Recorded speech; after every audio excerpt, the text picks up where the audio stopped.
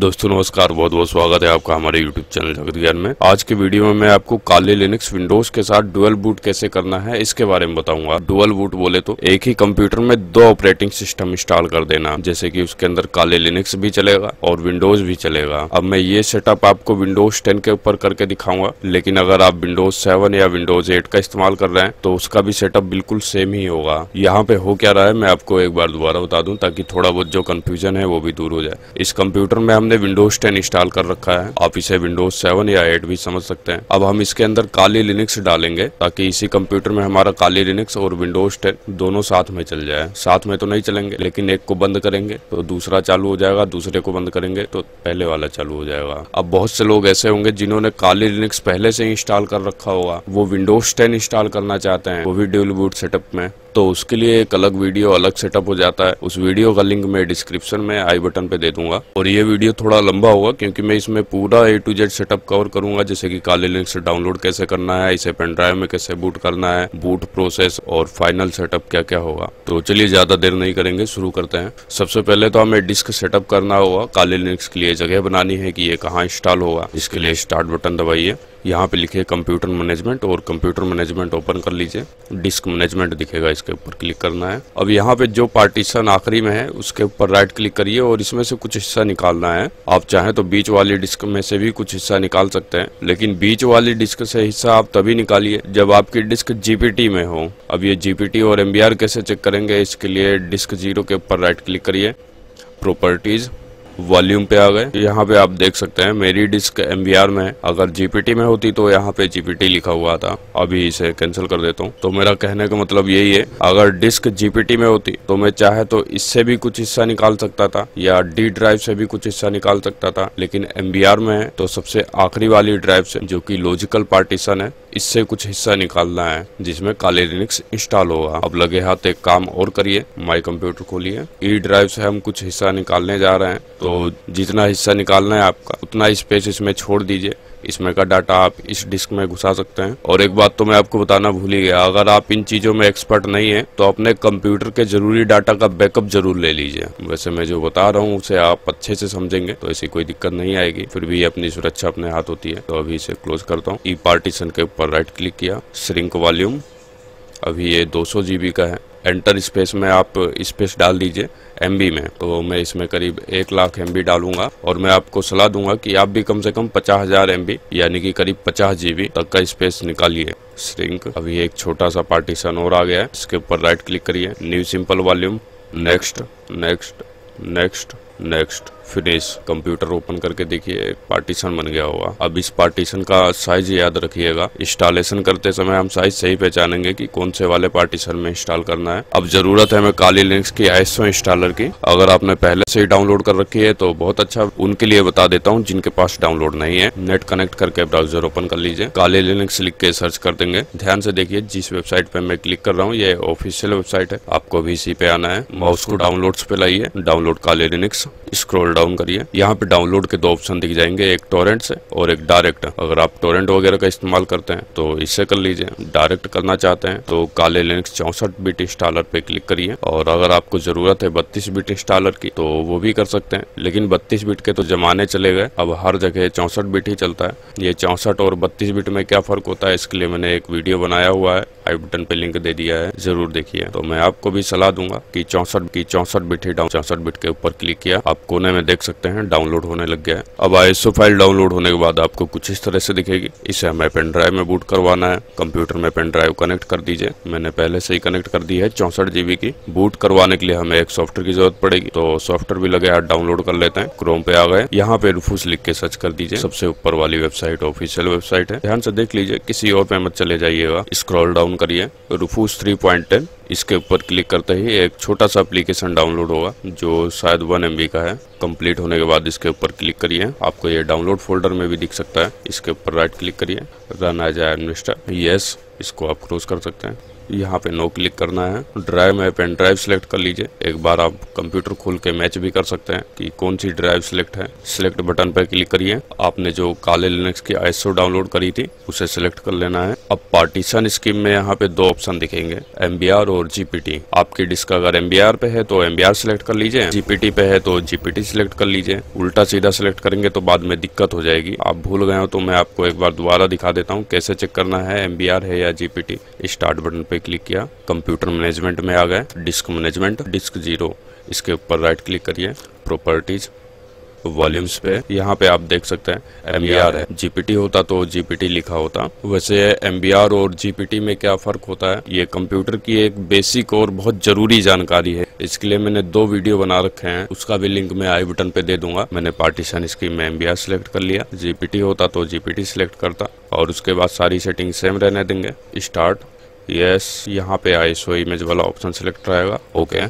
अब ये कह रहा है कि आपकी पेन ड्राइव फॉर्मेट हो जाएगी, कोई जरूरी डाटा है तो बैकअप ले लीजिए। मैंने कहा कोई जरूरी डाटा नहीं है, ओके। कंप्लीट होने के बाद रेडी लिखा हुआ जाएगा। अब हम क्या करेंगे, आपने जो कंप्यूटर में बूटेबल पेन ड्राइव बनाई है काले लिनक्स की, उसके जरिए कंप्यूटर में काले लिनक्स बूट करेंगे। इसके लिए कंप्यूटर को शट डाउन करिए। कंप्यूटर बंद होते ही कंप्यूटर चालू करने वाला बटन दबाइए और कंप्यूटर चालू होते ही बायोस सेटअप में जाने वाला बटन दबाइए। बायोस सेटअप में जाके कुछ सेटिंग करनी है। अब ये बायोस की लगभग हर एक कंप्यूटर की अलग अलग होती है, लिस्ट आपको स्क्रीन पे दे दिया है, आप देखिए। बायोस में आने के बाद यहाँ पे आपको बूट ऑप्शन या बूट मोड ढूंढना है। इसकी मैं आपको एग्जैक्ट लोकेशन तो नहीं बता सकता हूँ क्योंकि ये भी हर एक कंप्यूटर वाले अलग फिलग कर देते हैं। तो जैसे ही आपको बायोस ऑप्शन या बायोस मोड मिल जाए, वहाँ पे देखिए बूट के 2 ऑप्शन होंगे, एक लेगेसी होगा, एक UEFI होगा। अगर आपके कंप्यूटर की डिस्क MBR थी तो यहाँ पे लेगेसी सिलेक्ट करिए और वहीं अगर GPT थी तो यहाँ पे UEFI सिलेक्ट कर लीजिए। या कई कंप्यूटर में ऐसा होता है कि लेगेसी सपोर्ट एनेबल या डिसेबल करने का ऑप्शन होता है।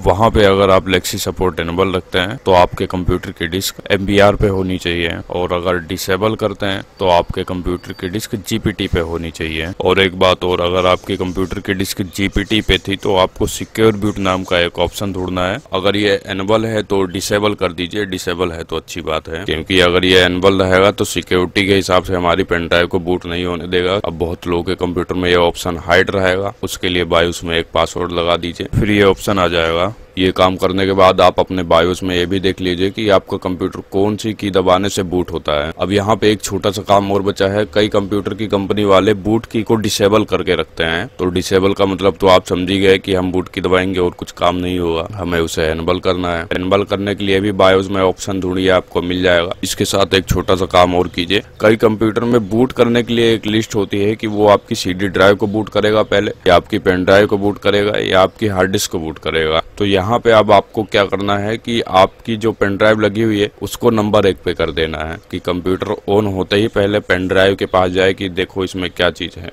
ये वाला फंक्शन सब कंप्यूटरों में नहीं होता है। आप डायरेक्ट बूट की दबाएंगे, आपके पास ऑप्शन आ जाएंगे कि DVD को बूट करना है, हार्ड डिस्क या पेन ड्राइव किसको बूट करना चाहते हैं। इतनी सेटिंग करने के बाद इन सेटिंग को सेव करना है। सेव करने के लिए F10 बटन दबाइए तो अभी यस के लिए ऑप्शन आएगा, यस कर दिया। कंप्यूटर दोबारा से ऑन होने लगेगा और ऑन की दबाइए फटाफट। सब कंप्यूटरों में ये लगभग अलग अलग होती है, लिस्ट आप स्क्रीन पे देख सकते हैं। काले लिनक्स की बूट स्क्रीन कुछ इस तरह से दिखेगी। यहाँ पे ऑप्शन को ऊपर नीचे करने के लिए आप एरो बटन का इस्तेमाल कर सकते हैं, जिसे सिलेक्ट करना है वहां पे लाके एंटर करिए। ग्राफिकल इंस्टॉल हम सिलेक्ट कर रहे हैं, एंटर। कुछ इस तरह से लोडिंग होने लगेगी, काम हो रहा है। यहाँ पे माउस का भी सपोर्ट मिलेगा, लेकिन बहुत से लोग ऐसे होंगे जिनका माउस नहीं काम कर रहा होगा, तो वो लोग टैब बटन का इस्तेमाल करके ऑप्शन को आगे पीछे कर सकते हैं। अभी आप देखिए, मैंने जैसे ही टैब बटन दबाया ये कंटिन्यू और बैक पे आगे पीछे होने लग गया है। लैंग्वेज इंग्लिश ही सिलेक्ट रहने दूंगा, कंटिन्यू।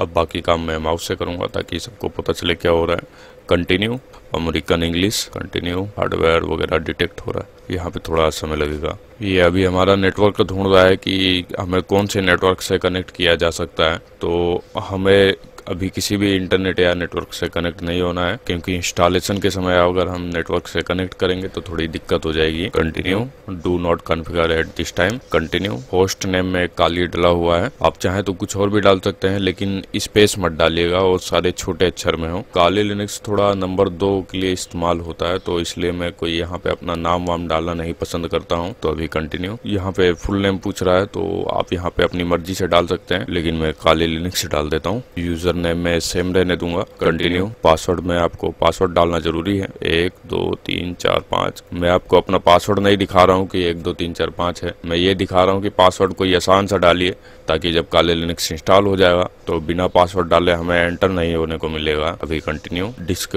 डिटेक्ट करेगा, मैनुअल सिलेक्ट करिए। कंटिन्यू। यहाँ पे अब आपको ध्यान से देखना है, किसी एक पार्टीशन के ऊपर बी लिखा होगा, यानी कि इसके ऊपर बूटेबल फ्लैग ऑन है। बूटेबल फ्लैग ऑन रखना जरूरी है। अब उस पार्टीशन को पहचानिए जो आपने एक नया बनाया था, ये 104 GB वाला है।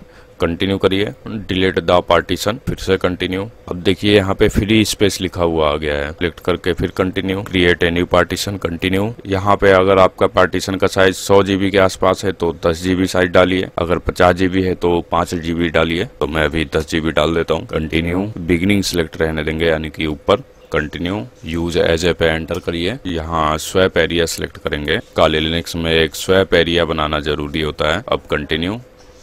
अब डन सेटिंग पे आके कंटिन्यू करिए। अब एक फ्री स्पेस और दिखेगा, जिसके ऊपर कंटिन्यू करिए। Create a new partition. यहाँ पे जो साइज पड़ा हुआ है उसे पड़ा रहने देंगे। कंटिन्यू करिए। यूज एज ए पे एंटर करेंगे, सबसे ऊपर वाला सिलेक्ट होना चाहिए, ext4। माउंट पॉइंट पे आएंगे, यहाँ पे एक डंडे का निशान होना चाहिए, यानी कि स्लैश। एंटर किया। इसका मतलब ये है द रूट फाइल सिस्टम, यानी कि हमारे काले लिनक्स की जो मेन फाइलें होंगी वो इसी डिस्क में होंगी। बाकी सारी सेटिंग मिला लीजिए, सेम होनी चाहिए। Done setting. कंटिन्यू। अब हमने 2 पार्टीशन बना लिए हैं, आप समझ गए होंगे कैसे क्या है। कंप्लीट होने के बाद फिनिश पार्टीशन पे आइए और कंटिन्यू। यस के लिए पूछेगा, यानी कि जो आपने चेंजेस करे हैं वो ठीक है, तो मैं बोल दूंगा हाँ ठीक है। अभी कंटिन्यू करिए। इंस्टॉलिंग बेस सिस्टम आ जाएगा। अब हमारा काले लिनक्स इंस्टॉल हो रहा है। पूछेगा कंटिन्यू विदाउट नेटवर्क मिरर, तो हम बोल देंगे हाँ हमें नेटवर्क मिरर नहीं चाहिए। कंटिन्यू करिए। ये काले लिनक्स के कुछ टूल और एप्लीकेशन वगैरह है, आपकी मर्जी है सिलेक्ट करिए या ना करिए। मैं भी सिलेक्ट कर लेता हूँ और कंटिन्यू। यहाँ पे कंटिन्यू करिए।